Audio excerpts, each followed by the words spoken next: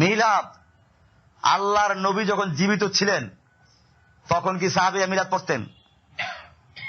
এমনকি আল্লাহর নবী যখন জীবদ্দশায় সাহাবীদের সামনে আসতেন তখন সাহাবীরা দাঁড়াইতেন না। কেন দাঁড়াইতেন না? বলা আছে যে আল্লাহর নবী এগুলো পছন্দ করতেন না। হ্যাঁ, তো এখন এই যে শিরিক আর বেদাত, আমাদের দেশের টেলিভিশনে একদল মৌলবী আছে মিলাদের কথা বলে, ঘরে ঘরে মিলাদ দিন, রসুলের শাফাত নিন। কি শাফাত সস্তা! আল্লাহর নবী যে কোরআন প্রচারের জন্য, কোরআন প্রতিষ্ঠা করার জন্য আসলেন, সেখানে খবর নাই। মিলাদ দিলেই শাফাত পাওয়া যাবে কিয়ামতের মাঠে। এত সস্তা হলে সাহাবা কেরাম কেন খামাখা নিজেরা শহীদ হয়ে গেলেন, যুদ্ধ করতে গেলেন? এই জন্য মনে রাখতে হবে, এই যে শিরিক আর বেদাতের সাইলাব, কবরের শিরিক, মাজারের শিরিক, পীরদের শিরিক, এবারে খতমের শিরিক, ইমাম সাহেবের শিরিক, মুয়াজ্জিনের শিরিক, আর যত বেদাত আছে, তাবিজ কবজের বেদাত, এইগুলো আমাদের সমাজে জেকে বসে আছে। এইগুলো বর্জন করতে হবে। আপনি বলবেন যে এখন হুজুর আমাদের সমাজে যারা করে তারাও তো আলেম। আল্লাহর নবী সাল্লাল্লাহু আলাইহি ওয়াসাল্লাম বিদায় হজের ভাষণের সময় কতগুলো ওসিয়ত করে গেছেন, সাহাবীদেরকে বলে গেছেন যে আমার উম্মতের মধ্যে আমার মৃত্যুর পর অসংখ্য দল তৈরি হবে, ফেরকা তৈরি হবে। আর এক হাদিসে বলেছেন যে 72টা ফেরকা। কয় ফেরকা? বনী ইসরাইল 72 ফেরকা হয়েছিল, আর আমার উম্মত তার উপরে একটা বেশি, 73 ফেরকা হবে।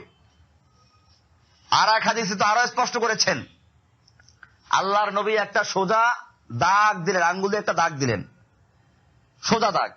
এরপরে ডান দিকে আর বাম দিকে অনেকগুলো দাগ দিলেন। এরপরে মাঝখানের দাগে হাত রেখে বললেন, হাদা সাবিলুল্লাহ। এই যে মাঝখানের দাগটা হচ্ছে আল্লাহর রাস্তা, সোজা। আর ডান পাশে আর বাম পাশে যত রাস্তাগুলো শয়তানের রাস্তা। কার রাস্তা? শয়তানের রাস্তা। এরপরে বলছেন, আলা কুল্লি সাবিলিম মিনহা শাইতান। এই প্রত্যেকটা রাস্তার মুখে মুখে এক একটা শয়তান বসে আছে। যখনই কোনো ব্যক্তি সিরাতে মুস্তাকিমে চলতে চায় তখন শয়তান কয় এই তরিকায় ঢুকো, ওই তরিকায় ঢুকো। সরল রেখা কয়টা হয়? আর বক্ররেখা অনেক। অঙ্কের সঠিক ফল কয়টা হয়? 100 ছেলে একটা অঙ্ক করলো, সঠিক ফল কয়টা হবে? আর ভুল ফল যে কয়জন ছাত্র সেই কয়টা হতে পারে। ঠিক এরকম মনে রাখতে হবে, আল্লাহর রাস্তা কয়টা?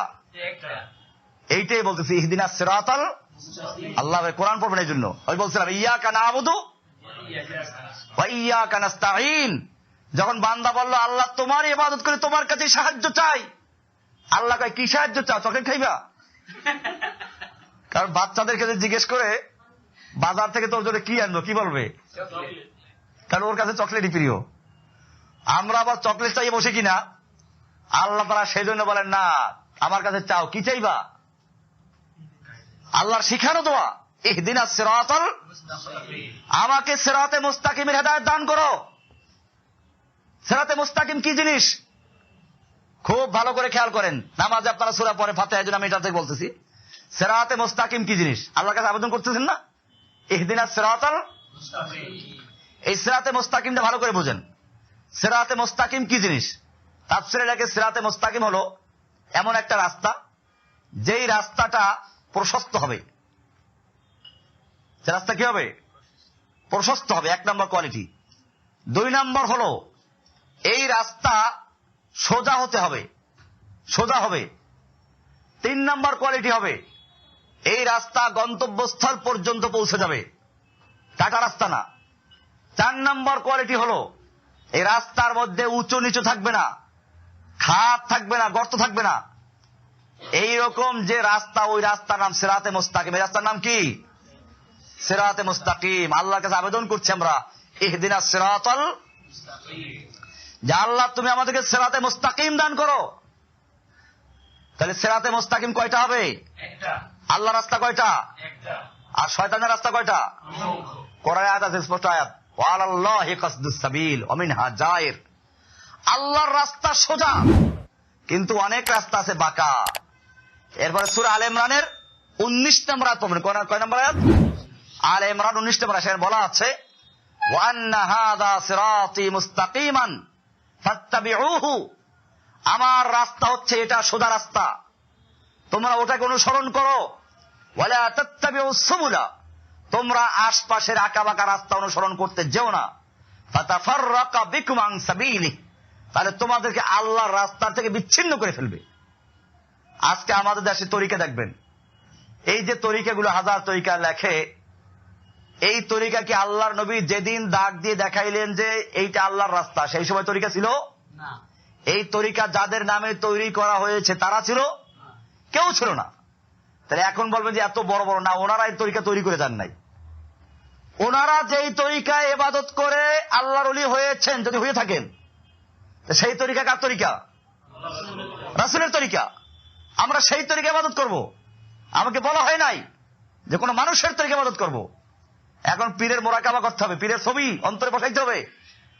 আরে আপনারা তো চিন্তা করতে পারবেন না কি শিরক ঢুকাচ্ছে। নামাজের মধ্যে আমরা ইয়াকা নাবুদু পড়ি ডাইরেক্ট না ভাইয়ের মাধ্যমে।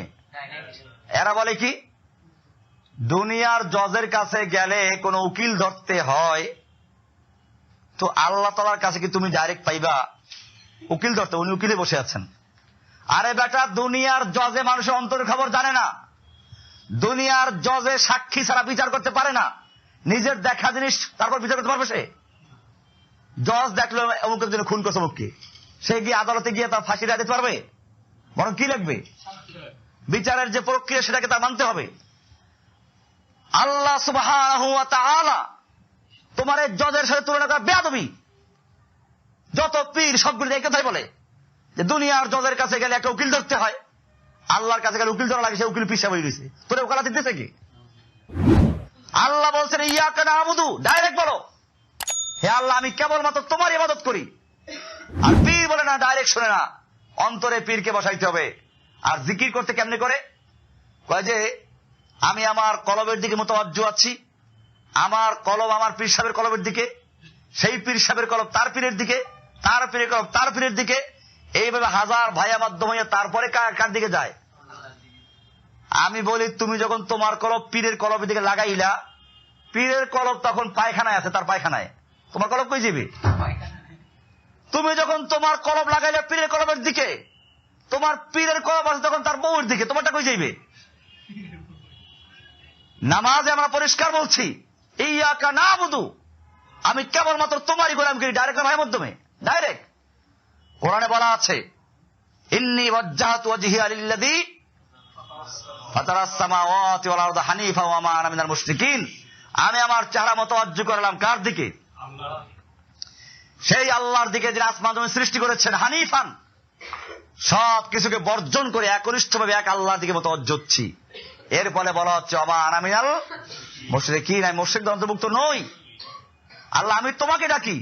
আল্লাহ তাআলা কোরআনে স্পষ্ট বলে দিয়েছেন ইয়া আইয়ুহান নাস আনতুমুল ফুকারাউ ইলাল্লাহ, হে নবী আপনি বিশ্ববাসীকে জানিয়ে দিন তোমরা সব আল্লাহর দরবারের ফকির। কার দরবারে ফকির? পীর সাহেব বাদ আছে? পীর ফকির, মুরিদ ফকির, ইমাম ফকির, মুক্তাদি ফকির, আলেম ফকির,